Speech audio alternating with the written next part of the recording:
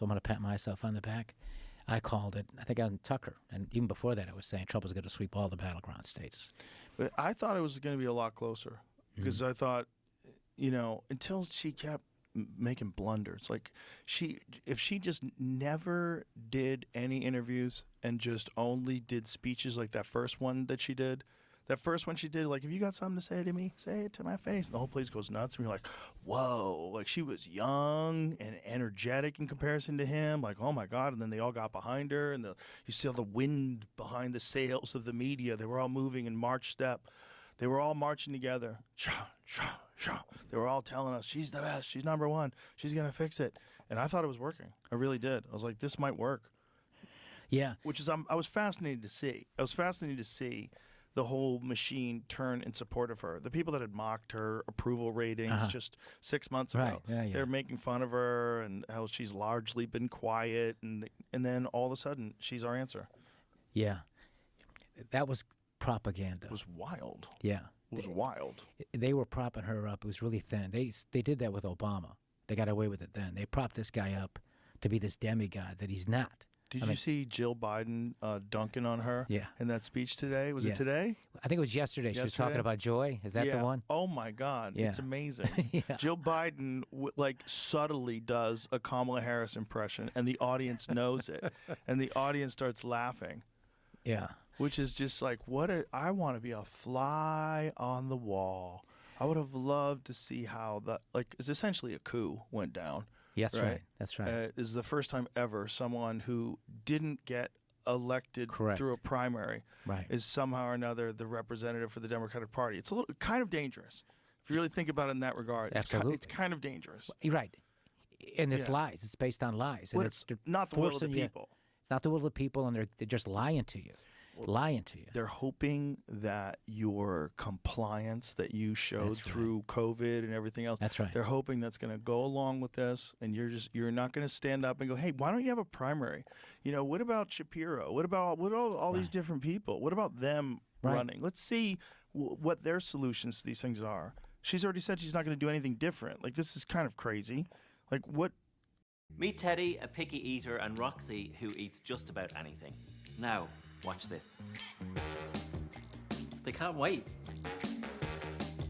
They really love their tailor-made kibble. And there you have it, our empty bowl guarantee. Our picky eater is just as happy as our no-nonsense feaster. And if they don't love it, Tails.com will adapt their kibble blend for free.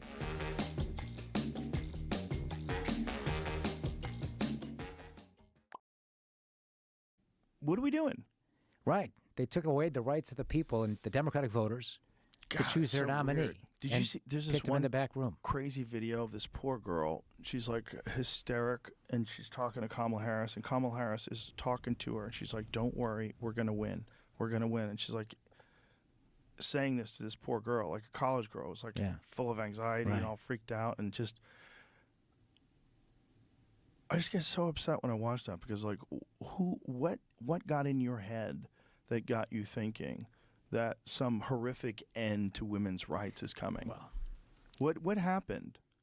I'll tell you what happened. You've been lied to over and over again by the establishment Democrat Party and their allies in the media.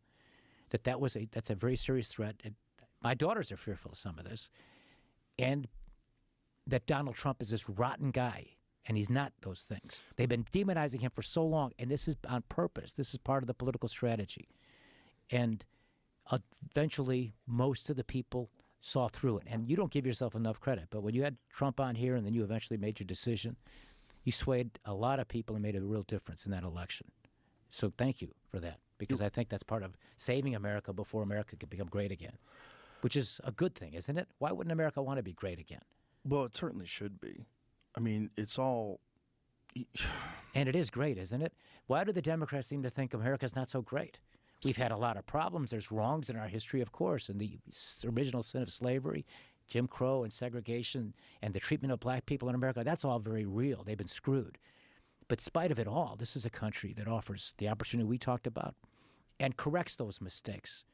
But the problem, I think, in some respects today with the Democrat Party is now it's a question of reversing. It's no longer let's judge people, but not by the color of their skin, but by the content of their character. Now it's Let's overcorrect. let's overcorrect. Exactly. I think it's a cult. I really do. And I think the Republicans didn't do themselves any justice by reversing Roe v. Wade. Because I think wanting that reversed is what put this fear in everyone Right. that you're coming after women's reproductive rights. That men, based on religious ideals, are going to tell women what to do with their bodies. If that didn't happen, I think it would have been an even bigger victory for Trump. Right. Because I think that was one of the most important subjects for women. It was one of the most important things that they were willing to draw the line on. Because they know where that goes. They don't. As soon as you let someone have control over what you can and can't do with your body, just to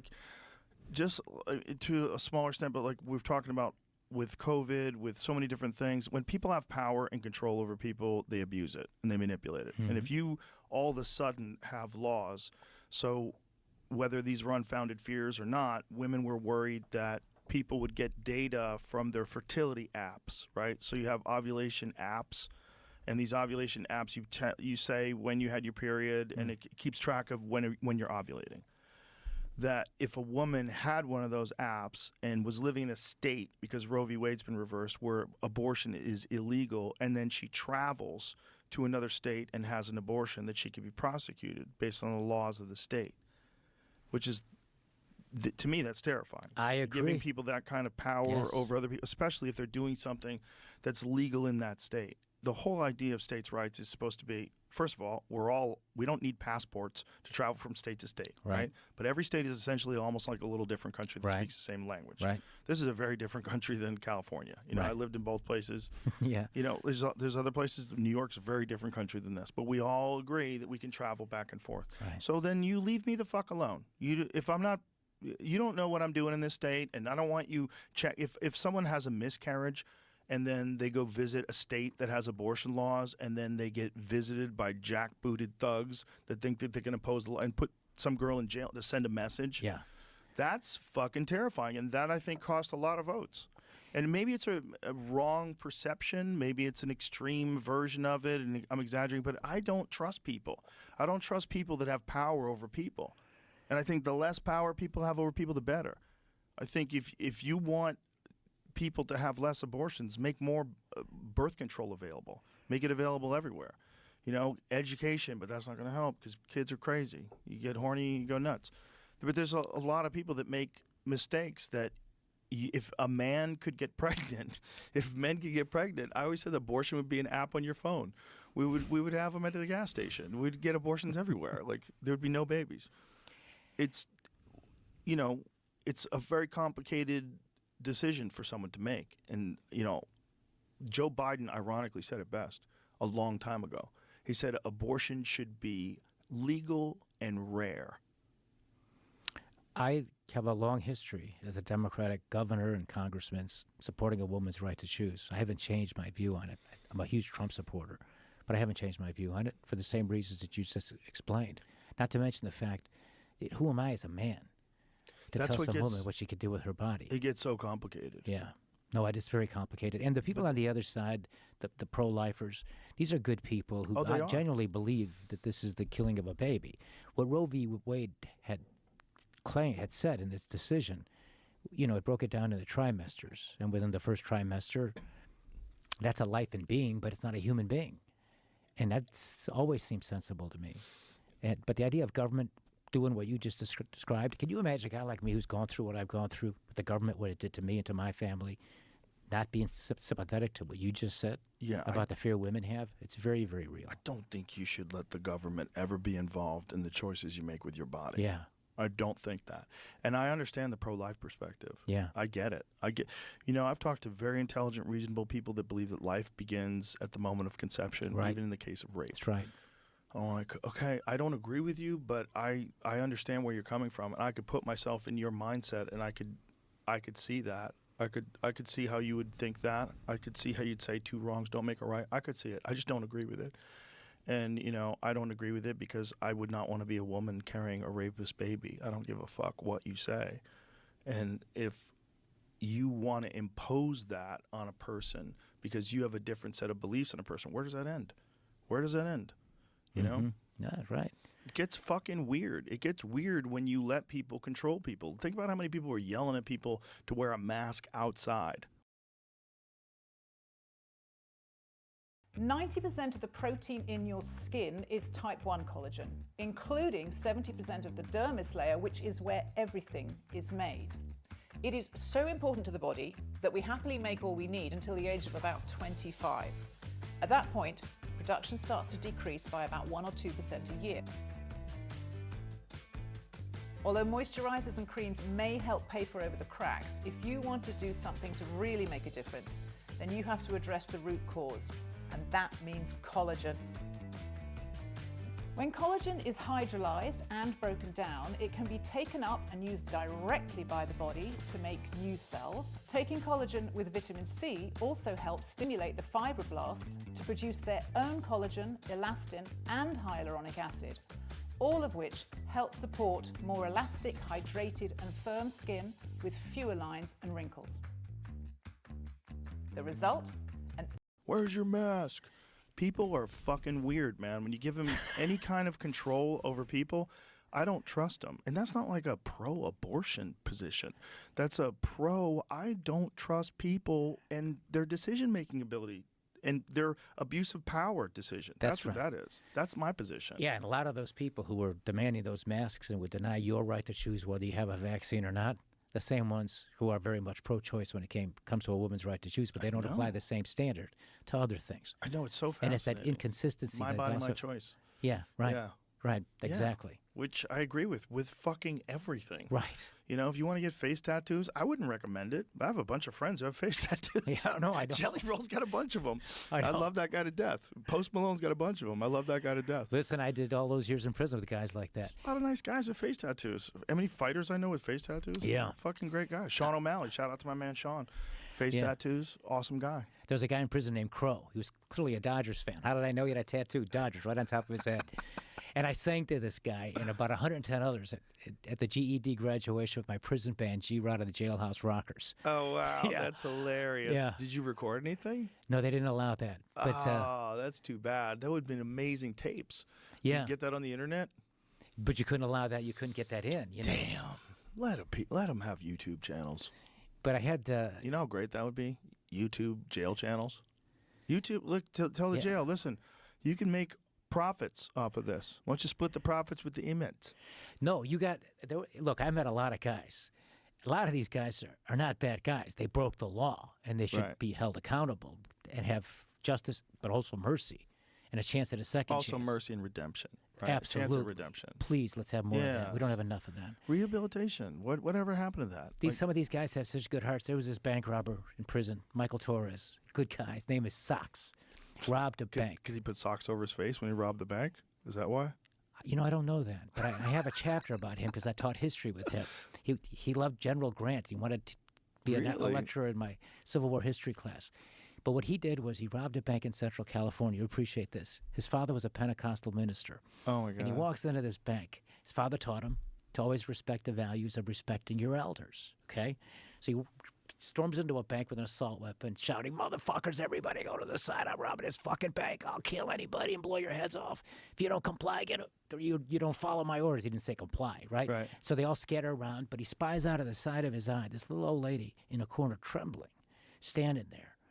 And at that point, he recognized her, and he puts his bank robbery on pause, puts it on hold.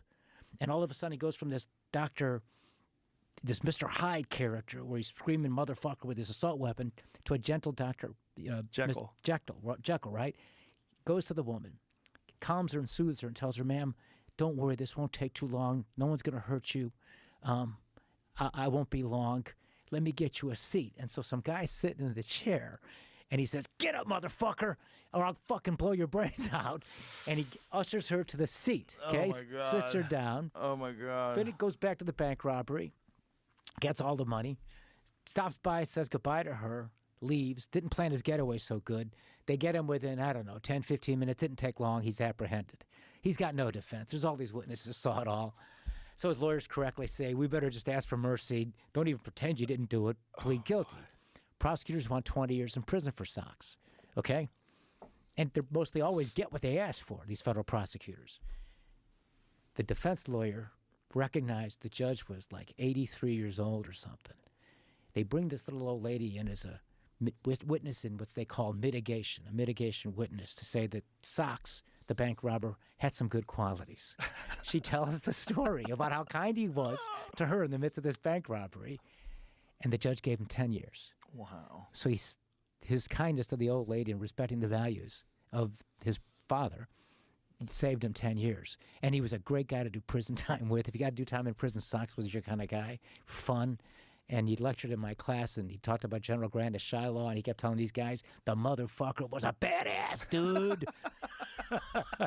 This guy was a badass, dude.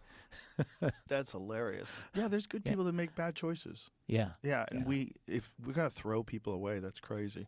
There's so many people I'm sure that you met that have a lot of potential. And I've met a lot of people that have been in jail that are amazing people. Amazing people. They're very resourceful, very enterprising, very smart. One of my favorite guests that I've ever had on is Freeway Ricky Ross.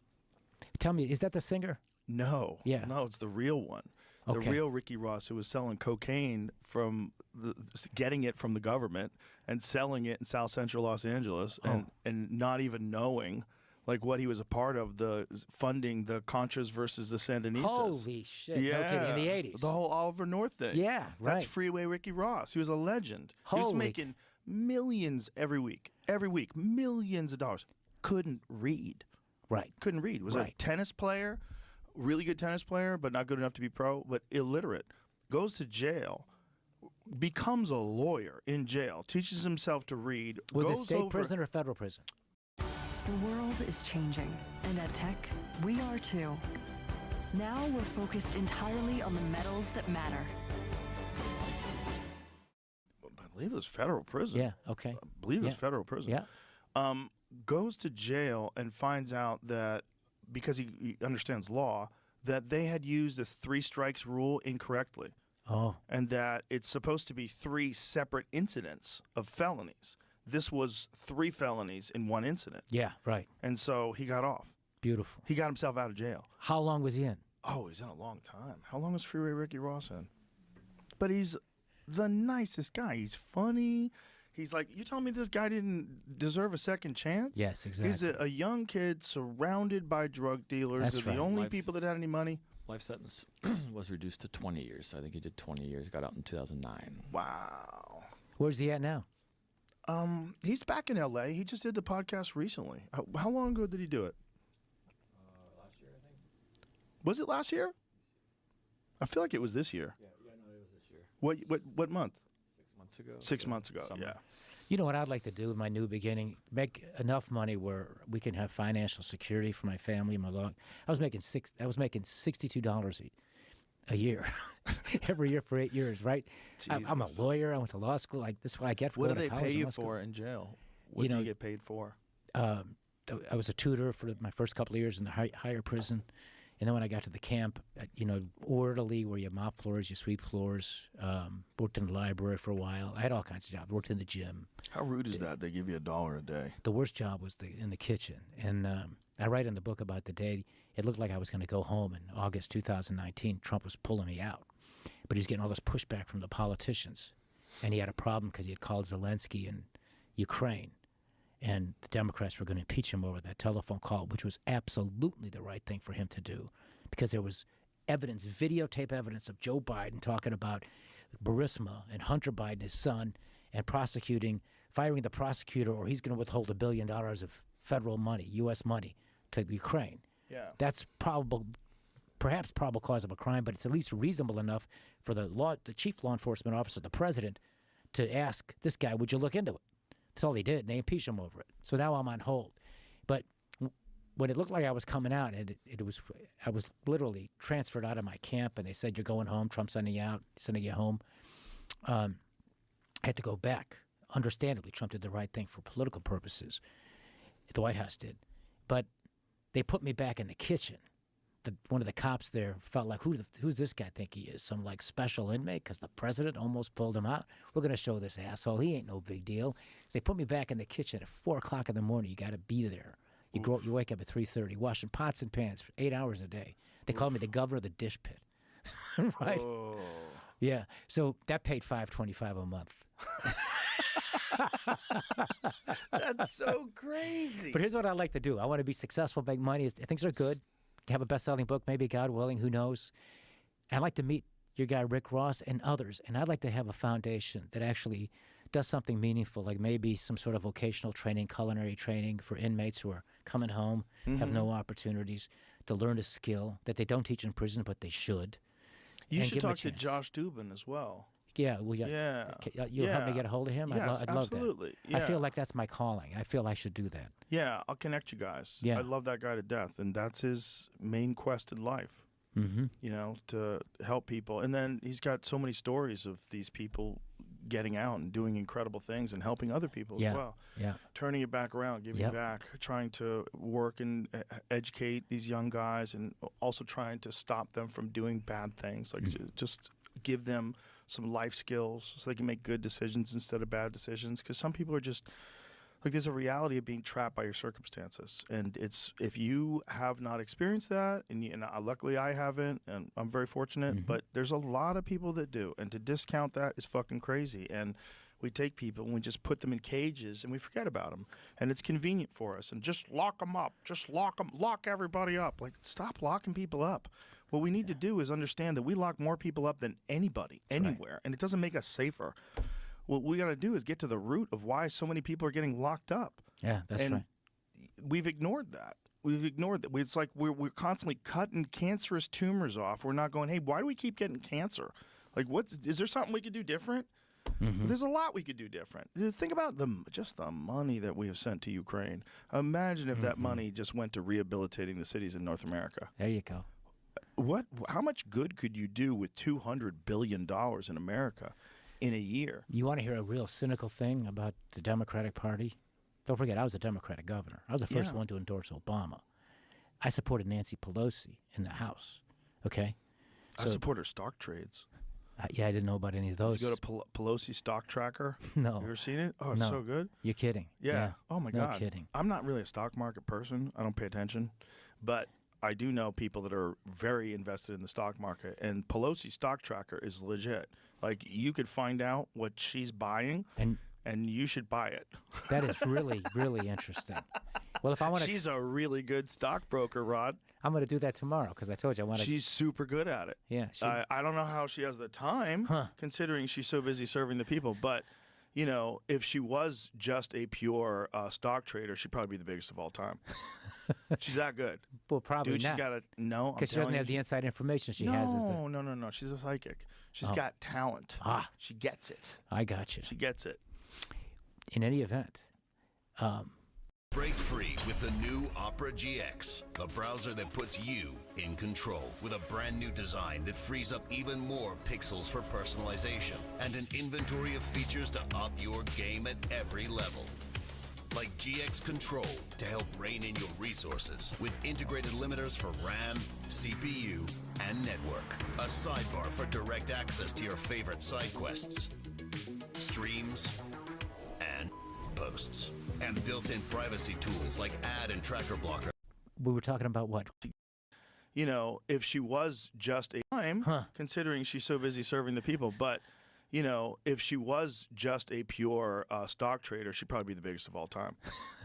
She's that good. Well, probably Dude, not. she's got to know. Because she doesn't have the inside information she has. Is that? No. She's a psychic. She's got talent.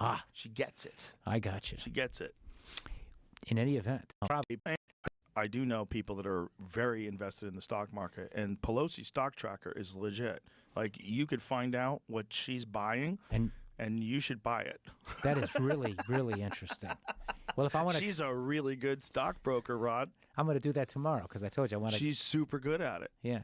I don't know how she has the time, considering she's so busy serving the people, but, you know, if she was just a pure stock trader, she'd probably be the biggest of all time. She's that good. Well, probably Dude, not. she's got to know. Because she doesn't have the inside information she has. Is that? No. She's a psychic. She's got talent. She gets it. I got you. She gets it. In any event, we were talking about what? Criminal justice reform? What were we talking about? Yes. Oh, in the black community in particular, and the cynical part of the Democrat Party. And it really started here in Austin, from a guy from this area here in Austin, Texas, named Lyndon Johnson. And there were so many good things about his Great Society programs, but it was motivated by politics. Yes, there's poor people that we must help, but it wasn't just that. He said, this will ensure that we get the end vote for a whole generation. We'll get the end vote. He didn't say it like that. He said the whole word, right? Right. And that's how the Democrats have approached the black community ever since. Yeah. And it's, yes, we'll help only so much, but we're not going to give the tools or the means to be able to have the same kind of chance at opportunity in the economy where you can actually get up and get out of the neighborhood, get out of the hood, get out of the poverty, and join the middle class, have a business, those sorts of practical things that most everywhere else in America, we have those chances, but ironically not in the black community because the Democrats don't want to leave. They cannot afford to lose 90 to 95% of a safe vote for them if they're free. Well, I think they lost a lot of it during this election Some of because a lot of black folks looked at all these illegal aliens that are coming in here, getting all these benefits and getting put up in the Roosevelt Hotel and getting free food and getting EBT cards. And they were like, what the fuck is this? Like, what about us? Like, there was a lot of people in Chicago that were up in arms about that. Yes, very real. Well, very right. They're 100% correct. This is like 100% evidence that these people who are pretending to be on your side don't give a fuck about you. There you go. That's the reality of it. That's now, if Trump can demonstrate that he gives a fuck, it'll change the whole narrative. If he can do real things while he's in office, and he seems like a guy who's motivated to do real things. And if you could just get 10% less people winding up in jail, imagine what that is. Yeah. Imagine what that is. 10% more people that are contributing to society, and that's a minor goal. That's a totally doable thing. That's not unrealistic at all. But if you can get 10%, 10% probably would give birth to 20 or 30 eventually. I think people would recognize, like, oh, there's a path that I can get my children into that will give them a real secure future outside of this. And then you've got to do something about law enforcement. You've got to mitigate all the gang activity and violence. You can't have people growing up thinking that violence is the way and that drug dealing is the way and shooting people is normal. You can't let that flourish and grow. You can't let that happen. And they, for whatever reason, have never fully addressed it. They've never addressed it with the kind of resources that we address so many of our problems. Fast delivery. Festive entertainment. Because of the politics. And the old Republican Party, they were fine with it. Just let the black community be where it is and let the Democrats have all those votes, and we'll just scare the shit out of white suburbanites. Tell them that those gangbangers in the south side of Chicago are coming out to your suburb, right? And they get votes that way. Right. Trump is a very different guy, and he's rebuilding this Republican Party. It's a political realignment, and he got more black votes than any Republican candidate's gotten since 1976. He's still a long way from. Well, I think the whole he's racist narrative just died. It is such an outrageous accusation by people that project because they're racist. Some of these Democrat policies, they're dressed up as being pro-black, are fundamentally anti-black. Look at the education issue. The schools suck. I went to public school in Chicago. I wasn't exactly setting the world on fire. Instead of making there. the schools better, they lower the standards. And they just pump all kinds of money into it, and they need money. But they don't deny a single mother with a young child in the black community, a chance to have some choice on where she might want to send her child to school. Yeah. So they're locked into that special interest politics and control of the teachers' unions that have that kind of influence. There should be some real concerted effort to raise the standard of all schools, all of them, significantly. And again, I keep going to Ukraine, but if we're a country that's what are we, $1 trillion, how many trillions of dollars in debt are we? 39 trillion, whatever it is, whatever crazy number that doesn't even make sense in my head. Yeah. Whatever the number is. Right. How do we have so much money to send to all these countries in foreign aid? We just gave $1 billion to Africa in case they get hit by storms, for natural disasters. How much would it cost? How much would it cost to fix every school in the country? How much would it cost? It can't be done. Okay. Are you telling me it can't be done with $39 trillion? If I gave you $39 trillion, do you think that you could fix every school in the country? I bet you could. I bet you have a lot of money left over. Okay. So let's forget the $39 trillion because that's ridiculous. But what's the number? How much would it actually cost to just with proper planning, a real strategy, and hire the best professionals you possibly can, compensate them well with a goal entirely focused on fixing the education system in America, taking our standing where we are internationally, which is very low now, and raising it back up to the top. How do we do that? How much would it cost? Just help me out. Help me out. It's not insurmountable. Like if I said 39 trillion, you'd be like, yeah, you could definitely do it. Yeah, you could definitely pay people so much money. Yeah. You can't do it for 39 trillion. You know why? Why? Because there's all kinds of entrenched obstacles that won't let you do the necessary reforms to make the teachers teach the kids better. Of course. Okay? So it's money is a part of it, sure. But it is less of a part than actually having some sort of system of accountability so that there's actually results. It isn't, unfortunately, in the education system, at least in places like Chicago, for example, the public school system, of which I come from, the priority of that union, the teachers' union, is less the children. It's all about their members and the teachers. And so they resist any kinds of changes that would maybe make for the classroom environment to be more conducive to teach a child. Things like merit pay, which is controversial, but they resist even out of hand the chance that maybe you provide bonuses to teachers who are successful in raising up a child's test scores. And then test scores alone aren't the best evidence of whether or not a child is learning. So these are complicated things. You have to have the money necessary to do it, but it doesn't have to be an astronomical sum. They've got to change the way they are teaching our children. And I think you can learn from other countries and see what other countries are doing successfully and try to bring that here. The problem you get is the politics in America, and the Democratic Party is controlled by many different interest groups and the teachers' unions, the Education Association. Those unions have an unbelievable amount of sway, and Democratic candidates are afraid of them, plus they need them to win. So the complications are more administrative than they are money, and the concern of taxpayers that you keep throwing money, good money after money that's not working, is a legitimate one. And I could have done more on this issue when I was governor, when I had that power. We put a lot of money into the schools, but it was hard for me to be able to get accountability in the politics of it. So you think that even if there was some sort of a executive order or some sort of bill that gets passed where they concentrate entirely on raising the standard of education at whatever it costs, like this is a priority for our country. The more people that we have that are highly educated, the less losers, the less crime, the less everything. The more people participate, the better the dream gets, the more competition there is. We all strive. Rising tide lifts all boats. Right. Let's fucking go. I love it. If they did that, you think the teachers union would be the biggest impediment to actual success? The teachers union would be the first place, but they see the way the special interest group in government, the special interest groups work in government is they build coalitions. So the teachers union is a powerful group. By themselves, they would have a hard time stopping that, but they would enlist the support of other groups that they have supported in some of their issues. And suddenly you've got not just the teachers unions, but you got the AFL-CIO, you got the United Auto Workers, right. You got all these different unions lining up, and then couple that with some of the more progressive interest groups, the LGBTQ perhaps, the women, the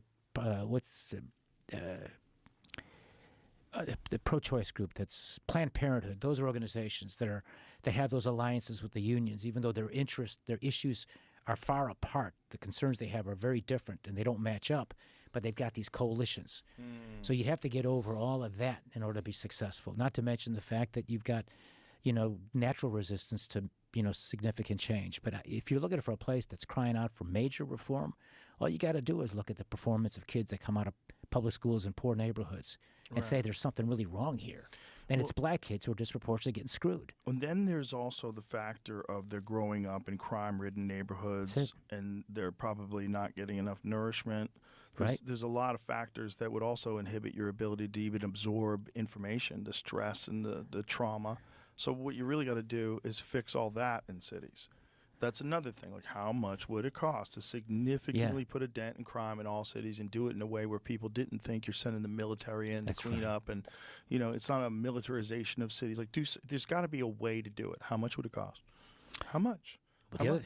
Put some of that money towards more police, and that's the other irony. But you need that. Gangbangers in Chicago outnumber police officers 75-1. And where's most of the crime? It's in those poor black neighborhoods. 75-1. Yeah, and the Democrats are motherfucking cops and police. So stupid. But not in their neighborhoods is where the crime's taking place. It's in those poor neighborhoods. They're the victims of the crimes. It's so upside down. It's so wrong. Yeah. But you know what's happened? They've because of the politics of things and their relationships, they've ignored or actually butchered common sense. And one of the things about the Trump administration that offers hope is that there'll be a restoration of common sense in terms of its approach to things. And one of the good things about this last election, and with podcasts like yours and these other alternative places where people can get information, is that you can think outside the box and start to do new things that are different as opposed to the same old things that give the same old results. And I would suggest that if you want to stop crime and end the mass incarceration in America, educate the kids when they're young and give them a chance to have the skills they need so they can do something other than sell drugs. Absolutely. The question is, how would you do it? If you were a part of the administration, if Donald Trump heard this conversation and said, you know what, I think he's right, and I think we can do something about it, what would you do? On education or on something else? Well, it would first be both of them are connected, right? Crime and education, they're connected. Yeah. In the lowest income, most crime-ridden communities has the lowest education levels, right? So they're inexorably connected. See, you can't just deal with education without dealing with crime. So you'd have to do both. Right. I think I'm an expert on the crime part of it. Because I've seen it from both sides. I've lived at both places. I think look, I'm happy to volunteer my services and to share my experience, but I think on the issue of weaponized prosecutors and the corruption of the DOJ, I don't think anybody knows that subject better than me. And I think I'm happy to provide any kind of free advice or suggestions I can have. So that's the job you want. But in addition to that, I would say, what job would you take? Like if you call it, what's the dream one? What's the dream conversation? No, well, it's not a job. You ask me, what would I do?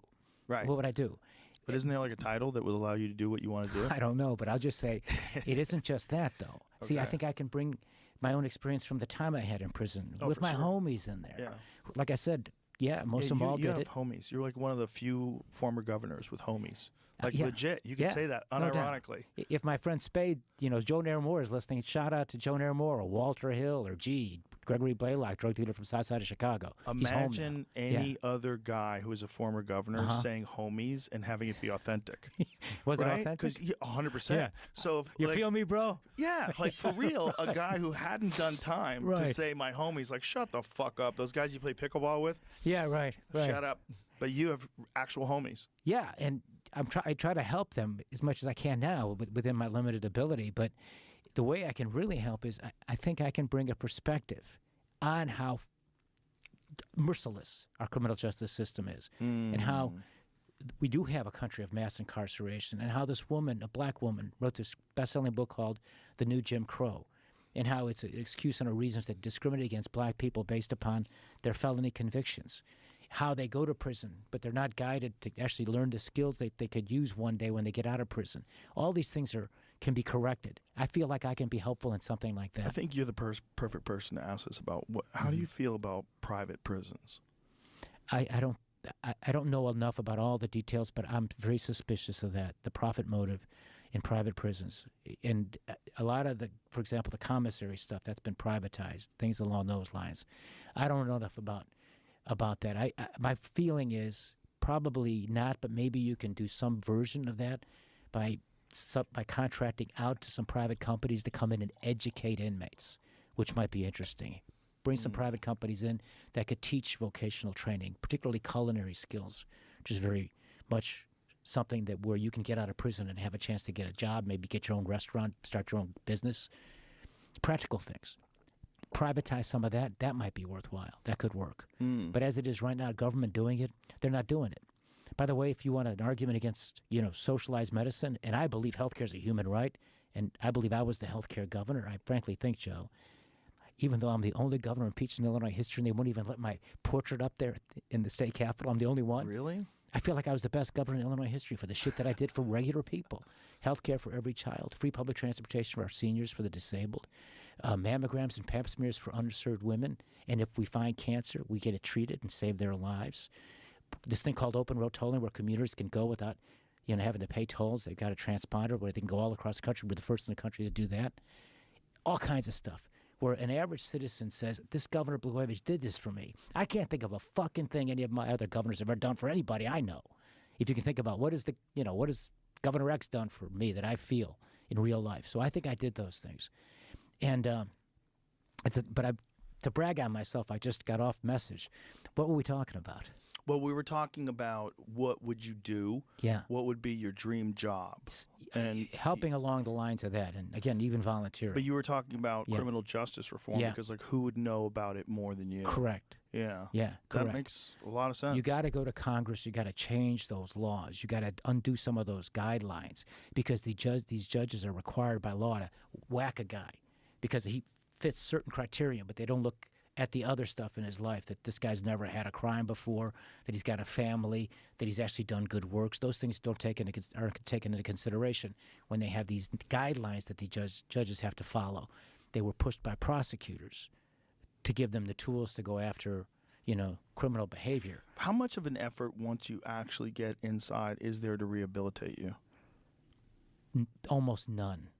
Maybe none at all. None. It's adult babysitting. But is it all like self-motivated? If you do want to improve yourself, it's self-motivated. Yeah. And there's resources where you can do that. I mean, there are places where you can learn. Not enough vocational stuff, not nearly enough. But you can do that. But there's no guidance in terms, do you get counseling?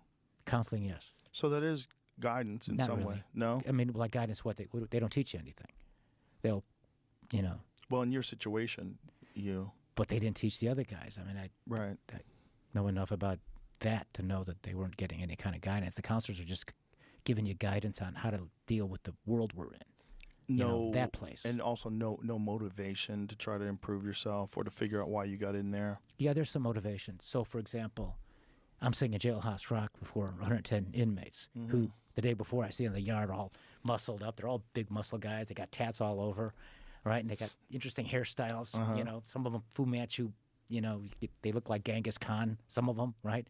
You got these racist Nazi guys with swastikas tatted on them, right? And they're all of a sudden on this particular day, they're wearing caps and gowns. And here me, the former governor of Illinois, once thought about, believe it or not, as a presidential candidate, I'm about to sing Jailhouse Rock to these guys, right? The warden's there. Oh my God, that's we so had practiced crazy. for a year because it was a way to get your mind out of prison was embracing music, and they have a music room there with good acoustics and there was a guy who had the head of the music department, an inmate, a drug dude who went to Berkeley, the music school in Boston. Really great musician. His name's Ernie. I don't want to say his last name to embarrass him. Great guy. He was like my music mentor. And I learned that if you practice singing, I'm not a singer, but you can actually improve. And it was like a way where we would practice for hours a day where I wasn't in prison for those 5 hours. I was focusing on trying to get good at something, right? Right. So there we are a year later. We had auditioned and won the gig for the Jailhouse Rockers to perform before the GED graduates. And there's the warden, all the brass in the prison, 110 of these badass guys. They had an outside guest speaker to give a motivational speech. I'm stepping up, about to sing my first song by Clint Black called A Better Man, Leaving here a better man. You ever hear that song? Country song. I don't know if I have. Yeah. So, but before I do, I catch the warden, and I'd been told sometime before that the warden has the power in a federal prison under certain circumstances where he could actually release an inmate without the court. And in one particular case, some guy was slicing up another inmate, almost killed him, and a third inmate intervened and stopped the fight and saved the guy's life. The aggressor got more criminal charges against him and got sent to an even higher prison. The victim, thank goodness, survived. Fucked up, he was bloodied up and all of that.